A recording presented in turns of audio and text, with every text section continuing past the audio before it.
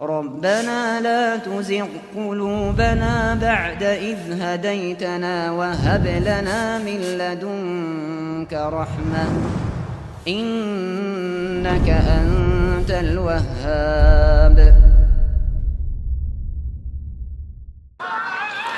Astagfirullahaladzim. Udah kainat ya Allah. Astagfirullahaladzim. Allah. Assalamualaikum Ustaz. Wah, mumpung ada Ustaz ini. Warahmatullahi wabarakatuh. Dalam Kang, sehat alhamdulillah. Ini Ustaz, ya Allah, saya sebagai orang tua ya.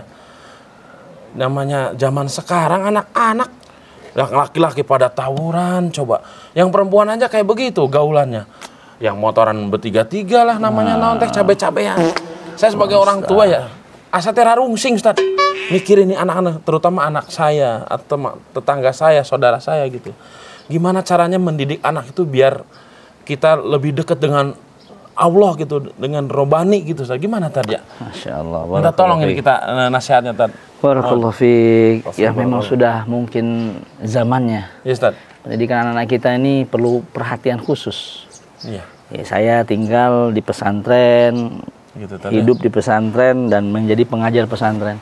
Kalau saya boleh katakan pendidikan yang paling aman, ya anak-anak masukin pesantren. Masya Allah. Oh gitu tadi. Masukin pesantren.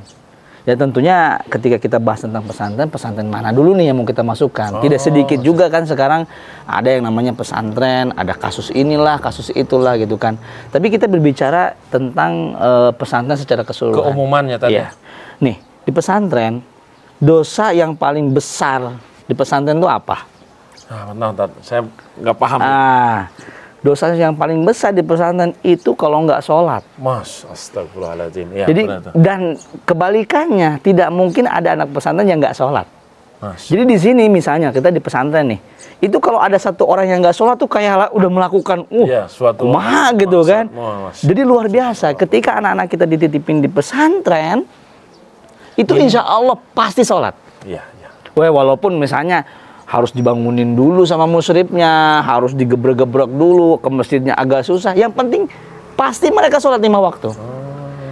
Mungkin kalau kita sebagai pengurus dalam 1 bulan, 3 bulan, setahun, 2 tahun bisa dihitung berapa santri yang kebablasan ketiduran. Jarang. Maka di mana lagi kita akan menemukan pendidikan yang sempurna seperti itu? Salah satu solusi tadi supaya jadi anak-anak itu lebih baik gitu ya tadi. Betul, karena gini Kang, kalau sholatnya aja terjaga, insya Allah yang lainnya juga terjaga. Nah maka dari sholat, kemudian ngaji. Kalau anak-anak kita di pesantren, bosan dikit pegang Quran. Kalau di luar mah, pegang ini ya. Boro-boro nih. Kalau di luar, ya anak-anak kita tahu sendiri sekarang zamannya zaman gadget, ya kan. Kalau di pesantren kan tidak boleh bawa HP. Jadi mereka ke masjid, mau ngapain ya? Ada Quran, ngaji. Belum lagi nanti ada jadwal ngaji lagi yang formal gitu. Ini anak-anak sudah sholatnya terjaga, kemudian Al-Qur'annya dibaca. Dan alhamdulillahnya tidak ada yang namanya kayak tadi tuh boncengan 3 orang lah, cewek cowok gitu kan. Tidak ada yang namanya nauzubillah ya, tawuran-tawuran enggak ada. Tadi saya nonton sampai ada yang meninggal. Nauzubillah. Maka dari itu kaum muslimin dirahmati Allah Subhanahu wa taala, memang tidak ada pesantren yang sempurna. Tetapi kapan lagi kita mau menyelamatkan generasi yang nanti akan menjadi penerus? Maka dari itu mungkin kalau misalnya si Akang nih mau masukin anaknya ke pesantren, tentunya butuh arahan-arahan. Seperti misalnya, coba studi banding dulu deh. Pesantren mana, ustadznya gimana, pendidikannya apa, visi misinya apa. Ya, jadi kalau misalnya kita nggak tegaan, pernah dong ngerasain gimana anak ketika dia di pesantren, apa perasaan orang tua? Karunya ya biasa di rumah begini ya.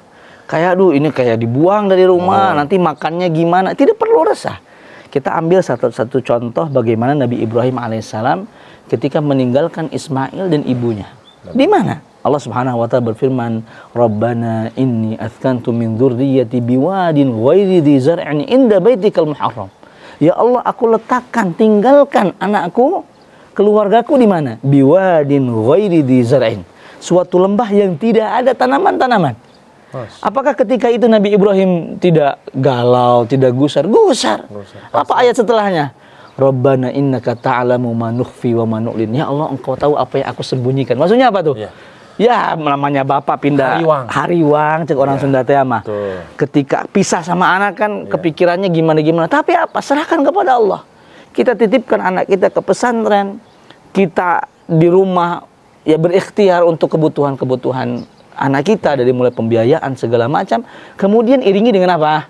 Dengan doa. Dengan doa. Karena dimanapun anak kita berada, selalu iringi dengan doa. Bahkan dahulu ada para salaf, ketika jauh dengan anaknya, apa yang mereka lakukan? Ketika aku teringat anakku, aku sholat, kemudian aku tambahkan sholatku. Aku bersedekah agar anakku dijaga. Maka dengan itu, saya melihat bahwa kondisi remaja terutama di saat ini, yang mana mereka luar biasa ya. Kemarin kita dengar tuh ada berita. Iya. Tadi kan akan bilang tawuran ya masalah ini. Ada yang sampai memperkosa dan membunuh anak-anak masih usia-usia ya Allah ya, masih usia-usia muda. Kemudian ada lagi yang apa namanya kasus bullying sampai karena rebutan apa kemudian ngebunuh temannya dan sebagainya. Ada juga kabar seorang pedagang gorengan tuh ya kan yang dikubur hidup-hidup begitu kan.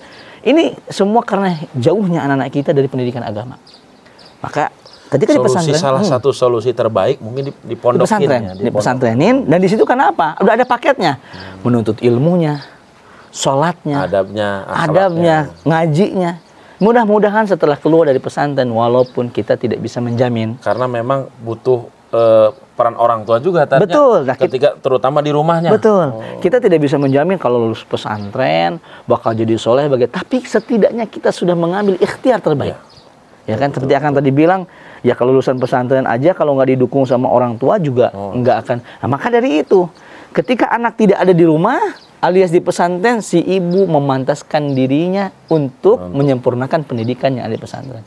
Jadi jangan sampai juga begini, saya serahkan semuanya ke pesantren. Ada istilah kan, bukan kayak laundry, balik jadi bersih gitu kan. Iya, orang tua juga harus tetap. Kan kadang-kadang seperti itu, udah anak saya dipondokin tetapi ternyata dia di rumahnya juga malah menjadi contoh kurang baik gitu. Iya, maka disitulah sinergitas ya antara orang tua dan pesantren agar anaknya nanti menjadi sosok. Karena yang lebih tahu anak itu siapa, Pak?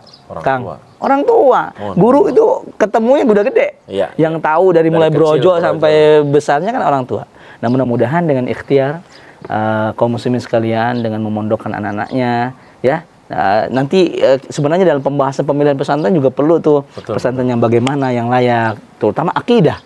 Akidahnya, ajarannya, para pendidiknya, visi misinya, ya itu juga kita harus pertimbangkan. Dan alhamdulillah sekarang pesantren-pesantren sudah cukup banyak, bervariasi, ya pesantren sunnah, kemudian ustadz-ustadznya juga terpercaya keilmuannya. Insya Allah tidak akan diajarkan hal-hal yang kesesatan-kesesatan, perdukunan-perdukunan.